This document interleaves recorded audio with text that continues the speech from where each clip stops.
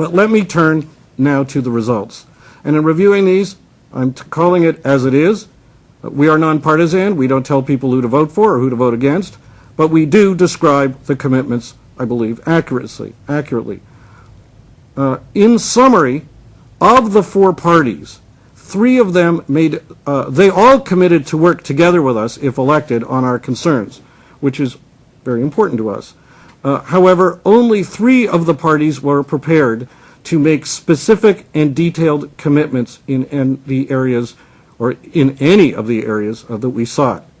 The Progressive Conservative Party, as you'll see in a letter from their campaign staffer who wrote the response on behalf of their party, has not made any commitments, any specific commitments to take any of the specific actions that we asked for in our July 15th, 2011 letter to the parties. And that stands in very clear contrast to the Liberals, New Democrats, and Greens. As for those other three parties, I'm going to go issue by issue in a moment, but as for those other three parties, the commitments they give in the 11 areas where we sought commitments in no case reflect everything we asked for, which is hardly surprising. That's the nature of community advocacy. But frankly, in a number of areas, do not cover all of the overall concerns we raise in complete detail. But they do address all of the general themes we raise, or general topic areas we raise, and provide varying degrees of detail. So there are action on all fronts with those three parties in varying degrees of detail. In short, let me summarize the areas where we sought commitments. First, having made some progress over the past years, we wanted to be sure that the next government, whoever they were, would move things forward, and that there was no risk that they would move things backward, that they would cut any gains that we'd made so far. So the first thing we asked of the parties was to commit that if elected, they would not cut back on legislation, regulations, or other programs that are in place to affect our goals. The three parties, the Liberals, New Democrats, and Greens, each committed to varying degrees that they would not cut back on, or in varying wording, I should say, on legislation or regulations enacted to date. The Conservatives made no commitment at all. They have not committed that if elected, they will not cut back on gains we have made. Second, we asked for specific commitments on moving things forward. And, as I said earlier, the three other parties gave some specific commitments. The Conservative Party, while they acknowledged our concerns are important and that they would meet and work together and partner with us to work on them, they did not commit to any specific action to move things forward. With respect to the details, some of the more specifics, we asked all the parties to commit that if elected, that they would enact promptly the next accessibility standard that we wanted developed, that is to say the built environment accessibility standard. The three parties, the Liberals, New Democrats, and Greens, all agreed that they would, using various terminology, and the Conservatives did not.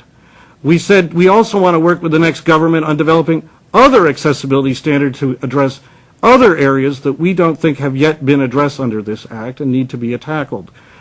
Those three parties, Liberals, New Democrats, and Greens, each in varying wording, committed to work with us on that.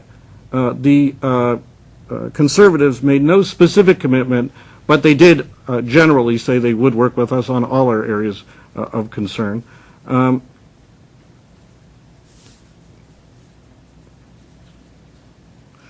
We asked the parties to commit to one thing that we consider especially important, not to diminish the significance of others, but we wanted the parties to commit that no tax dollars would be used ever again to create new barriers against us, whether in buildings or in technology or other things that the government spends money on. Last summer, the McGuinty government, to their credit, in their 10-year infrastructure plan, did include commitments on building accessibility, and we've commended them for that as progress. The three parties, the Liberals, New Democrats, and Greens, each in varying degrees addressed our concern for a commitment of tax dollars not being spent to create new barriers. the Conservatives made no commitment whatsoever in any form to ensure that tax dollars are not used in the future to create new barriers against us.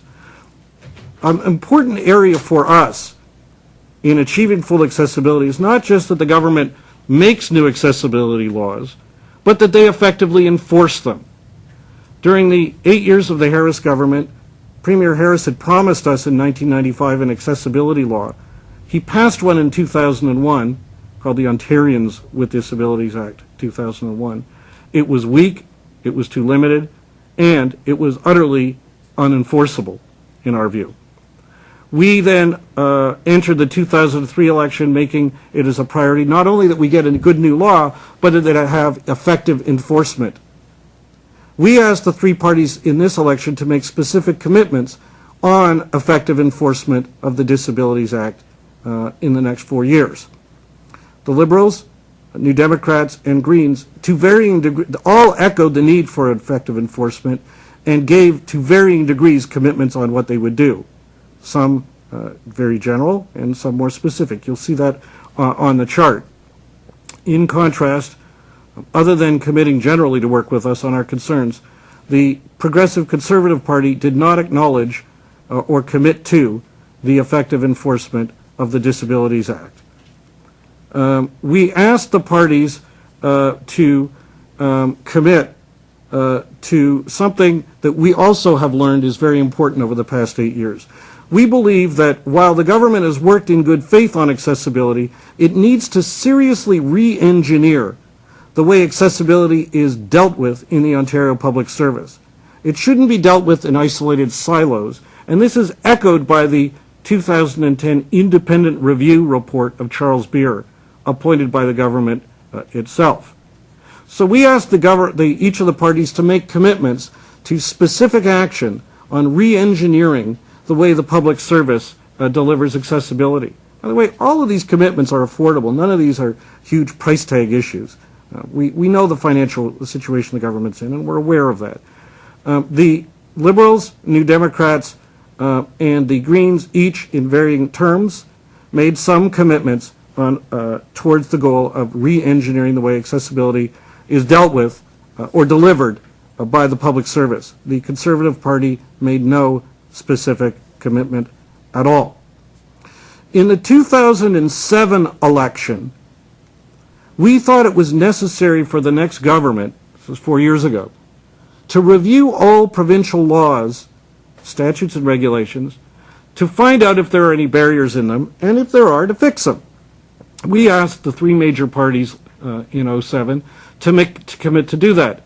The three leaders back then, Dalton McGuinty, John Tory, and Howard Hampton, each agreed that if elected, they would. The McGuinty government has started that process, but we believe needs to speed it up. And we sought specific commitments to that end. You will see that the letters from the Liberals, New Democrats, and Greens each make commitments aimed at completing the task of achieving a full review of all Ontario laws to achieve full accessibility.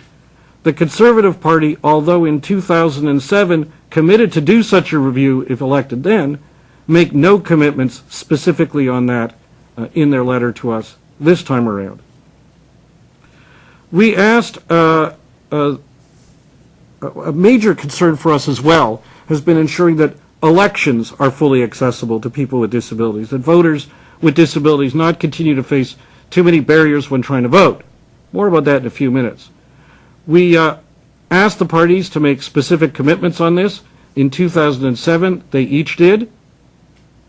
In 2011, there are commitments, some vague, some more specific, from the Liberals, New Democrats, and Greens. But in contrast, the Conservatives make no commitments at all. One of the specific things I will focus on that score is that last year there was an election reform bill in the House, Bill 231. We thought it was way too weak. We urged amendments to strengthen it. The government adopted some, but not most, of our proposals. To their credit, the New Democrats and the Conservatives put forward many more proposals, for example, that would have sped up the adoption of internet and telephone voting, which would be great for folks with disabilities and, frankly, everybody else. The government didn't move anywhere near as far on that as we thought they should, but the the New Democrats and Conservatives were prepared to.